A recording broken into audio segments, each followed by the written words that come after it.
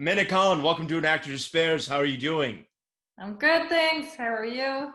I'm good. It's so great to have you on. That Thanks for film, having me. oh, it means a lot. HBO Max doing original content was cool, so I love Ridley Scott and Raised by Wolves. But A Horrible Woman, is the translation in America, right? I, Yeah. is it? Would it be phrased differently in Danish? Or I mean, obviously the Danish title is En frygtelig kvinde. okay, and Yeah. what would that translate to directly? A horrible woman. Oh, okay, cool. I didn't know if sometimes things get lost in translation, but I Okay. absolutely love that film because, I'm sure as we all have had relationships where you do the move-in thing and the nuances and all the bizarre quirks that you have as you start to adjust with that new life with someone. I've never seen a film just capture that so accurately. Yeah, You it's pretty know, accurate, right? it's so accurate. It's like I've been both characters in so many situations. It was like I felt like I was like someone took like moments, like vignettes from my life. I was like, oh man, you were so amazing in that, and Oh, I've heard thank so much you. about you, and I know you did a lot of amazing work in the theater world there. But before we dig in, let's start from the beginning. So you grew up in Denmark. I grew up in Denmark, born and raised. Yep. I How have, was that? I mean, I didn't know anything else. Yeah, So touche. for me, it was pretty good. Yeah. What did your parents do? My mom's a school teacher, and my dad worked in something like dad stuff that I never understood until he was retired. Wow. Something with equipment for boats, I think. Oh, very cool. Hmm. So did you get to go on Yeah, boats a very. lot? No, they kind of. I have two older sisters, and they kind of grew up on boats a lot. But when I was born, we got a summer house Oh, instead. I think, yeah. amazing. So That's so yeah, cool. pretty amazing. So then talk to me. What with your parents not really being in the arts, how did the arts bug happen for you? Um, you want to take that? Th- It's I not think that might yours. be I think that's my neighbor's. That's me. No, no, that's my neighbor's buzzer. Sorry. This is the problem with New York Oh, City. oh, Yeah. it's your neighbor's buzzer. Wow. Yeah. Okay. Yeah. Yeah. So we'll, Okay. we'll pick it. So how did you get in the arts? I started, there was like this play when I was in school, like in primary school.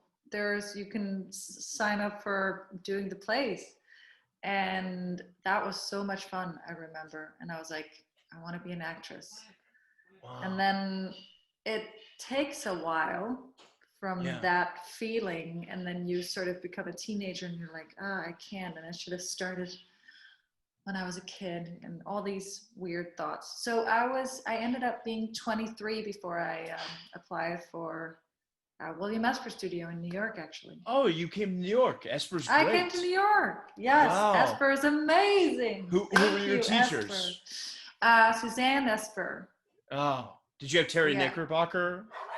No, he was in the room next to Ah, us. I Terry was was on always the like, show. He's a friend. He's a great guy. oh, he is? Yeah, yeah, Yeah, I was yeah, always really terrified meeting him in the hallways because he's really good. yeah. So what I'm curious then, when you were applying for theater schools, obviously, I imagine LA and then like London and other ones, what made you decide on Esper? I never went that far. I think it was just, I think, so when you've wanted to be an actress for so long, I Yeah. couldn't explain where it came from. And often when I spoke to people like, "Oh, I want to be an actress," people are like, "Okay, so what have you done about it?" And the truth was that I hadn't done anything because I was too terrified to even open the door into acting, because what if I hated it? What if I sucked? What if I, like, all these fears Yeah. were behind that door. And so, yeah, it took me a while to open that door. And that little door was the summer intensive at William Esper Studio. Wow. because that was like 6 weeks and I could afford it and it was away from home. So I didn't really apply to any schools before that one. And was that experience, you feel like that was really where you felt like this is it? This is my calling? Yeah, after 2 weeks, I was like, I found home. Oh my Oh, God. that's amazing. That's so Yeah. great. And so while you were here, were you able to like see some cool theater as well? Well, yeah. Also, you're pretty much on a budget when you're in Yeah, theater yeah. school. So I did watch Mark Rylance. That was a Oh, big experience. in the Um, park? in the Moliere, he did a Moliere on Broadway, Oh, and it was wow. so. I just remember there was like 20 minutes. It opened up with him just speaking in verse for 20 minutes, and I was like, because That's he was so good. amazing. And Yeah. so then after the 6 week intensive, what was your move? No, I stayed there for two years. Oh, you I stayed for, did the you whole did the thing. 2 year. Got it. Yep, yep. I Wow. did What? because I was like, I have to do this and I have to do it now. And my mom, she was always, obviously, she was like, well, come home and do it the Danish way, and you get the contacts and blah blah blah. And I was like, are you kidding me? The Danish education started in February, and this was the summer intensive. So I was like, that's in 6 months. I can't wait that long. This one Yeah. starts in August. So I started in New York. And were you really happy with your training there?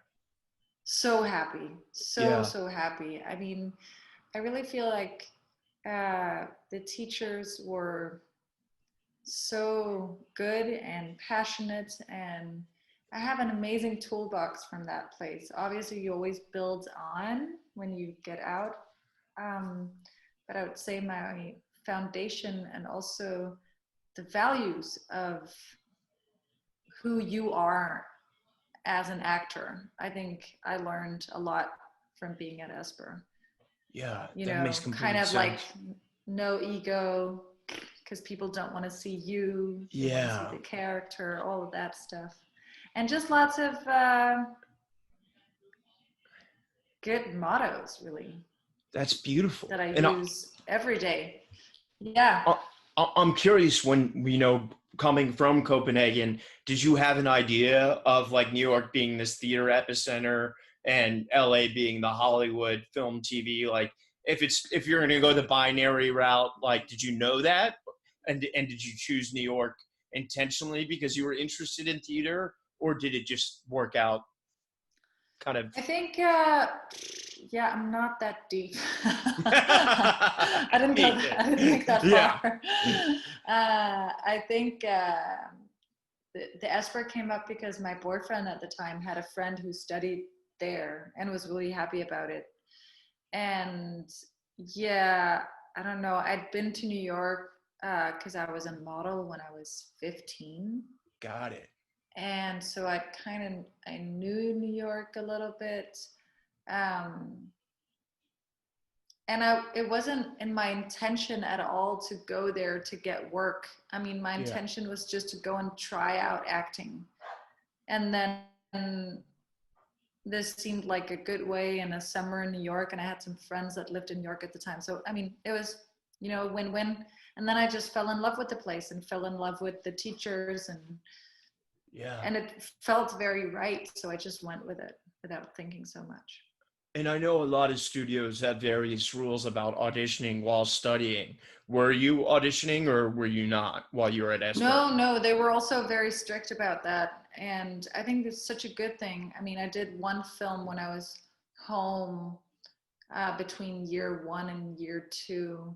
And I suck so, because you rip everything apart, you're just Yeah, like so confused during those totally. years. They tear you apart intentionally and they try to build you back together. Not understand when signing up for acting school. You're just like, when can I get that? When can I get Yeah. work? And I'm so happy about that lesson, because now I'm like, well, everything that's kind of fallen into my hat so far, I've been ready for at the time when I've gotten it. Yeah. Like this part, I'm almost 35 now, and I would never have been able to play it the way that I have done now before. So Yeah. why would You I need, wish for something like this when I was 23? And then you have people that have another journey and that are totally ready for it when they're Yeah. younger, you know? Compare and despair, you know, you can't really compare yourself to other Yeah. people's careers. And so then was that when you did do that film between the 2-year program, was that a fun experience of like using all the tools that you learned in that first year and applying them? No, because I think it was a horrible experience. I think it took me a couple of years actually to be able to apply and to let stuff sink in and to kind of know what I had learned and not to be in school while you were also working. Do you know what I mean? Yeah. Like not to do an assignment when you go to work, but sort of just like mix yourself with everything you learn. Like that's a process as well. And I think for me, it took maybe 3 years after school to kind of like finding that balance of like how to be myself, but also having learned different things and what worked for me. Endless courses as well, just like keep specializing and Yeah. keep being bad. You know, every time you take a course in something, I'm like a cat being dragged into the room because they're like, Yeah. oh no, here we go again. My name is Amanda. You know, and you're like, oh God. And I think that's very common in the human race, actually, just to every time we've learned something, you're like, okay, great, I'm good at this now. I'm in this box. I feel I have like a worth now because I can do this or I've learned this thing or whatever.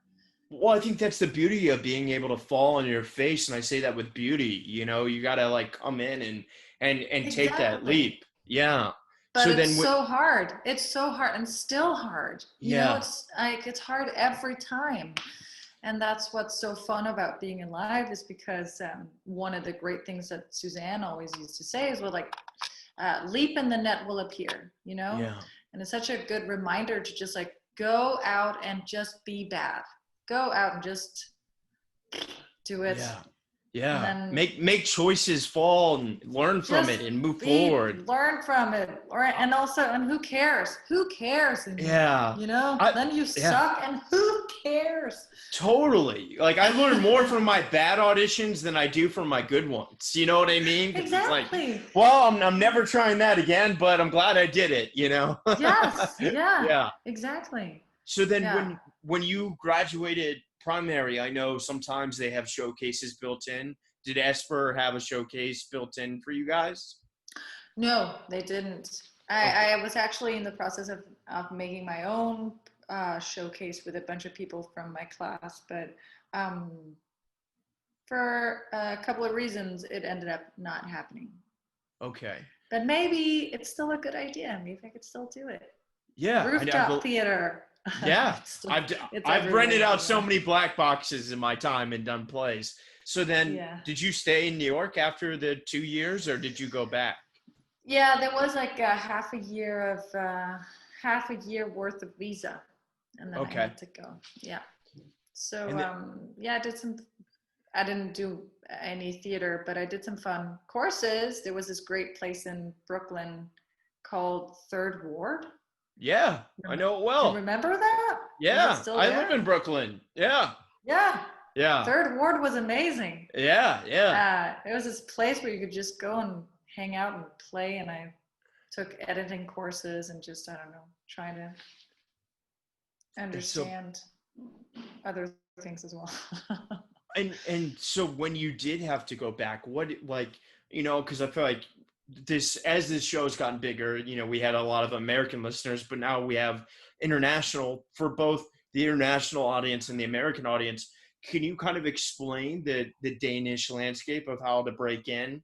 Because I think in America it's like you got to get this agent, and this agent's got to get you auditions, and then you got to get either a TV or film or a theater agent and keep auditioning until you book something. Is it essentially the same there, or is it a little bit different? I mean, Denmark is a little smaller. We're about 5 million people. Yeah. So people kind of know you uh, from the very beginning. I think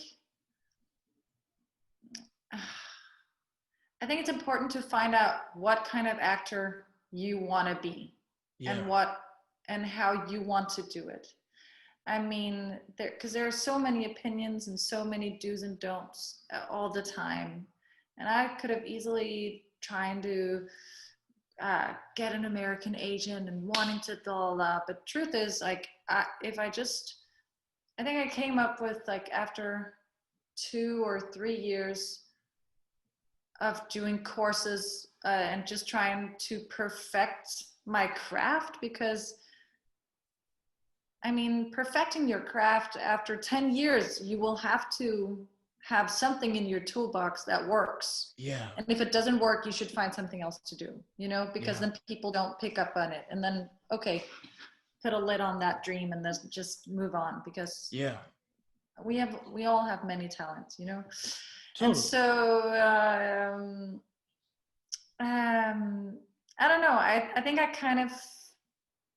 I also try to be like, oh, and I should go this, and it's important with network and blah, blah, blah. But after 2.5 years, 3 years in Denmark, I was like, you know what?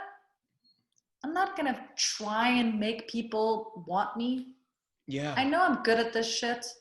Yeah. And if they don't see it, then that's it. I can't force people to want to look at me. If people Which is don't where want to most look at me, actors go wrong, because that's all they try to do. Like, I love yeah, that. yeah. So, and then when the forcing stops and you stop wanting things as it Yeah. is, you start getting stiff stuff. Yeah. And so you started working in theater. I started working in theater. Yes, I did. There was this one theater that's very, very good, and they had an open audition. Whereas people are always like, "Oh, you can't do theater in Denmark if you don't have a Danish education." But they had an audition, and I got the part. That's amazing, to be a Yeah, company player. yeah, Wow. And how was that yeah. experience? Amazing, because Yeah. truth was I've never done a play before, like a full-length Wow. play. So, and I didn't tell that at the audition. So the first time, Yeah. we had to do a play, I was like, how, what do I do? But luckily, Well, you're an yeah, amazing talent, and that's what we do. We fake it till we make it. So was that a fake really it till good, you make it. was that, would you almost say that was another training in itself, doing these plays, you know? So much, like Yeah. so much, like you just say, like, experience is the best school ever, Yeah. and theater, you just become so good because you do it and stuff happens and you live through it, and then you have to do it all over, and Yeah. sometimes in 2 hours. Yeah. So it's such a, you really build that muscle, I would say. Theater is so good for that, and also so good at working your inner critic. Yeah. That inner critic starts to, like, back off, and you just start going on that stage night after night and trying out stuff. And like That's one amazing. night you like cry, and then people come and that was so good, and you were like, yeah, did you see that? No, we didn't see you crying. And I was like, okay, maybe tomorrow I should start, like, maybe just do like but not crying, and let me see how that works. And then people go like, I didn't cry. Yeah. So that's such a good school, theater, I would say. That's amazing. And I imagine, because Scandinavian countries have so many amazing film markets, like Sweden. I love the Square and Force Majeure. One of my favorite directors is Danish, Martin de Thura. I'm sure I'm totally butchering the proper pronunciation of that, but I No, love, that's pretty good. I really love his work, and I've like worshipped his body of like all the music videos and shorts that he's done. So when you were Amazing. doing Yeah. these theaters, when you were doing these plays at these theaters, did a lot of casting and agents start coming to discover you? Uh, yes. Uh, yes. And I think, look, my career has been really weird so far. I always feel like I've gotten things that I wasn't in line for. Like, Mm. I've always gotten a play where I was like, why am I getting this? Like, there are others that are way better that should get this part. Like, because after a year at the ensemble at the Mungo Park, it's called, a very good theater that I got, I quit because I was like, I want to try something else. And then I got pregnant. Oh. And my mom, she was like, are you kidding me? You quit and then you got pregnant? Like, you are the dumbest person on earth. That's why we And love our then, parents.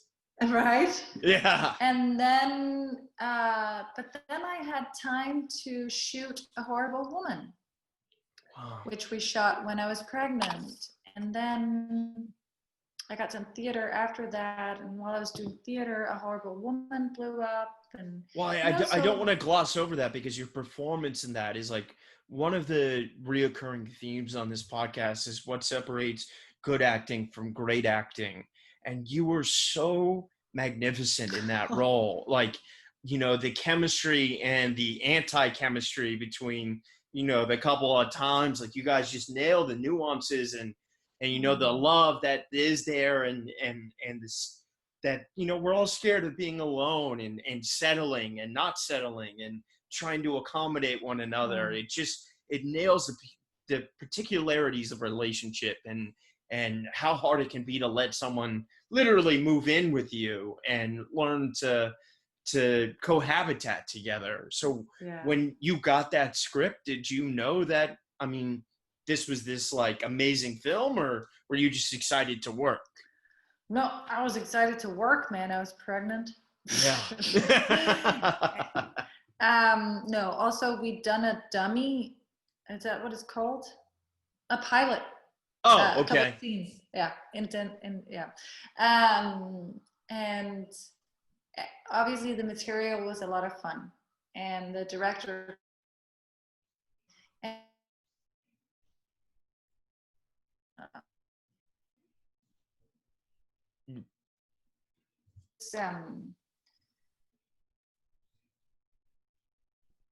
movie.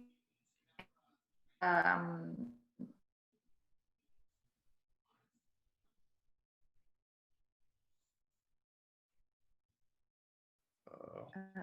Can you hear me? Oh, you're there. Yep. All right. Yeah. All right. Yep. Cool. There we go. Say that again. Yeah, it was a very low budget movie, and we were just excited to do it. And it was a very good team. And Christian, the director, he's all about having fun, and he wrote it with his brother based on old diaries. And when I read the script, I was like, I can't play this. No one's like this. Like, you have to, like, who's like this? Yeah. And he was like, I've experienced it. I was like, okay.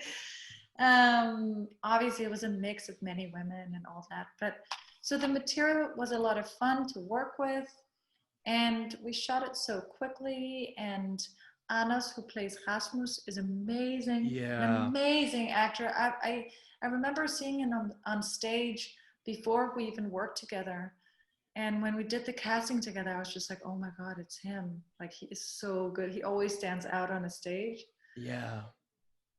And so he is, you're also only as good as the partner that you you're have. done to, right? Yeah. You react to your partner. And well, one of the things that I love so much about the film, and I think, the title can be a little bit misleading, is that, like, while she is troublesome, but they both have their faults. She's not this, like, that title in America makes you think it's like this evil woman, but it's like they're both damaged. You know what I mean? And that's what we are as humans. We're flawed, and we try to exist together. And like the male female, or if you're gay or whatever it is, you try to help fill the voids and the vacancies in the other person to elevate them, and they elevate you, and it's a beautiful sync if it works out well.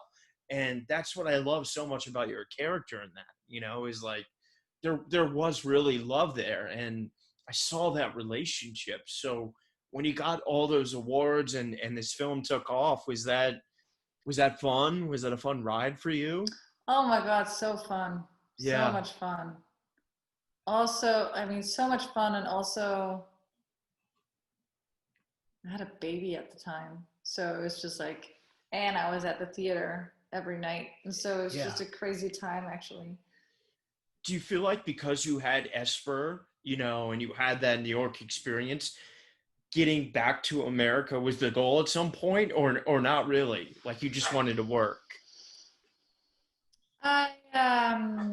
I mean, it wasn't a goal, but it was definitely a dream to try and work with. I think the reason I became an actor was because every time I've watched movies during growing up, I've always been like, oh, I can do that. Yeah. Yeah, I want to do that. Yeah, Yeah. that looks easy. Yeah. Or put me in that suit and I'll do it. And so if you have that, that doesn't stop just because you work with it. Yeah. Obviously, there are like, you watch movies and you're like, oh my God. Like I just watched, that sounds stupid. Now let's I say just, it. I just watched Tenet and I cried so much, both because of story, but also just because Christopher Nolan was able to like make the movies he's able to make. Yeah. And not, I mean, and and that was just so overwhelming that I reflect about time and dimensions, and maybe I could be your grandmother or the other way around.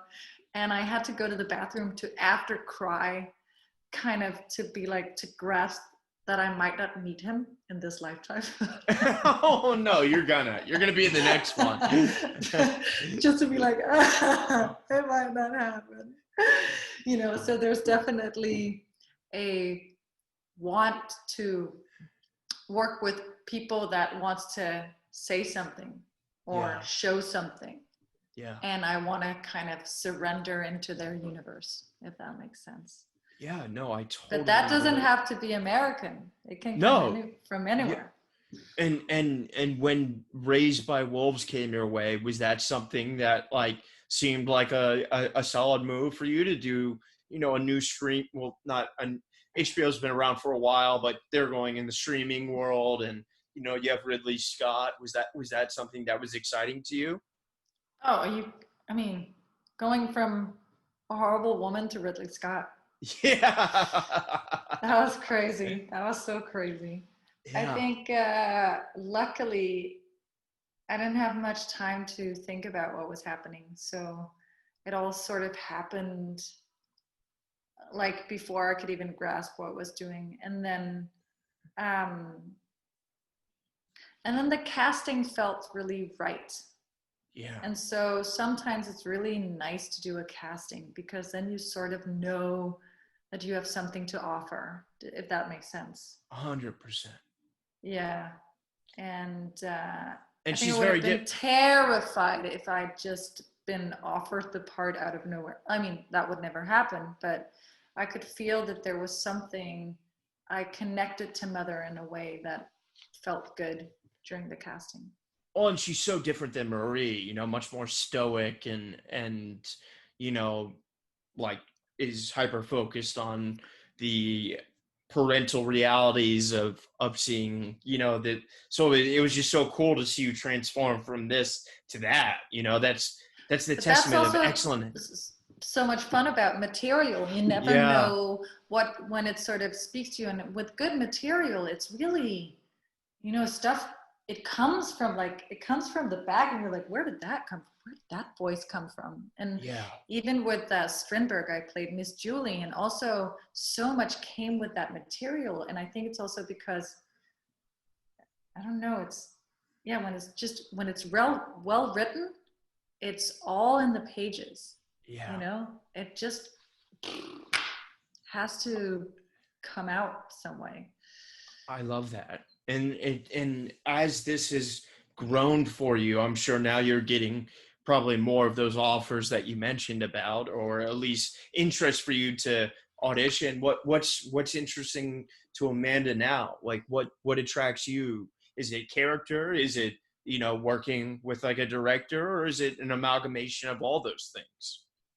um I've always been like, I would love to do something on a horse.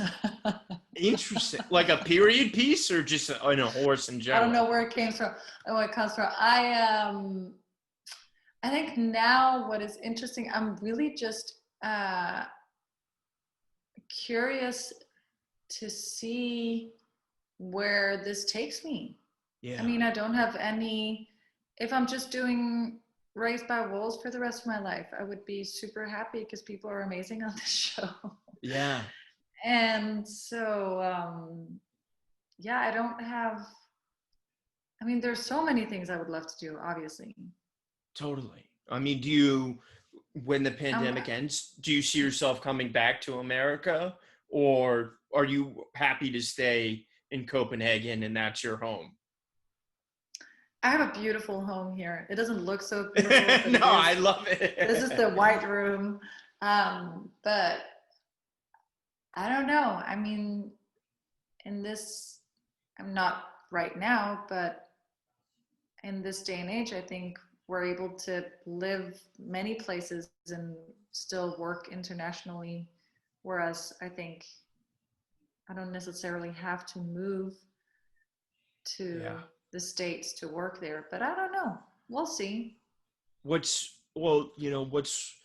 interesting you right now? What's keeping Amanda inspired throughout all this chaos that the world's going through? You mentioned Christopher Wow. Nolan's Tenet, so obviously that had an impact on you. I hope to see it soon. It's not in New York yet, sadly. Oh, okay. Well, to be honest, I have to be, right? I Yeah. do a lot of personal work. I mean, I think it takes a lot to do 10 episodes of a show. Yeah. And it took me a while to recover from that, not consciously, but subconsciously. You give so much to a project, and then Also, the scale of that production is quite huge, you it's know? quite big, right? Yeah, And yeah, so I think it takes a little while to recover from that. I didn't intentionally set off a whole year of non-working, but it turned out to be like this, and I think it's been very useful to sort of just try and be nobody. yeah, and reflect. That's beautiful. Yeah. And for the young, wide-eyed Amandas that are either from Copenhagen or maybe are American and want to study in a studio, and like you said, they want to get better at the craft, and they want to learn. Any words of wisdom or advice you would have for them? Be patient. Patience. I'm trying to teach myself all the time. I Yeah, think we live in such a quick world, and people also like, nah, everything has to happen so quick. And oh, you've done this show, maybe you can do a movie in between. Blah, blah, blah. Like patience. yeah, Like we have this one experience, and then all of a sudden we die, and you could die tomorrow. So yeah, just, yeah. I don't So know, beautiful. slow down, because the gifts are in the little moments, I think. And that's what I always try to remind myself about is we have to remember to live life as well, because life is what we have to give to the screen. Yeah. And so if there's no life lived, there's nothing to give, I think. Then it's a hollow performance, I there's, mean, yeah, maybe not. I mean, yeah, I think there are plenty of people that are just like Ridley said all the time, like never stop working, just like keep going. He has like 12 projects going at the same time, and he's like working all the time. I think that's amazing, and it's not like he's empty. So yeah, on the true. contrary, so I might have a thing or two to learn. But right now, that's my advice to myself and to everyone else. Just slow down. And I don't know if you can announce anything, but do you have any idea of what could possibly be next, even if it's Raised by Wolves season 2, or Well, there is a season 2 coming. it is. So that's been announced. It's Amazing. out. Yes. Oh, great. Oh, it's only 7 episodes in the States. Well, it's official. I'm allowed to say that there is a season Oh, 2 okay, coming. cool. Okay, Yeah, yeah, cool, yeah. cool. It's all good. Great. It's on Instagram. Okay, cool. Which Awesome. is a thing, by the way, as well. Yeah, Instagram I is know very bad. how we deliver our news now, but that's amazing. Well, outside of these runs, what else is keeping you upbeat and inspired? Final question here. Ooh, I'm reading a Danish book that I hope will be translated into American as well. Actually, it's this woman. She wrote it. Oh, wow. She's on the cover of this magazine. It's about motherhood. You should buy the rights. Business. I should. I'm just like, I want to meet her. I want to write fan letters to her. But her name is Olga. And she wrote a very honest book about her experience of becoming a mom. And I think it was just so raw and honest that I'd read 30 pages and I was like, it's hard becoming a mom. I feel like birth and just like the whole giving birth thing and becoming a parent is so crazy. And then we just, again, with patience or impatience, there's this whole aftermath of just trying to like be like going back to normal. Yeah. Which is weird because your life has changed and you have changed. So it's a whole new beginning. Yeah. And I think it's okay to, people are like, oh, you gave birth and you're wearing jeans again. That's amazing. Well, what's the best way for people to stay in touch with what's up with Amanda? Do you have Instagram? My phone number is no. What's the best way to stay in touch with me? Well, is your Instagram public or no? It's okay if it's not. It is public, but I have to say I find it quite intimidating to have a channel that is like open directly to me. Yeah.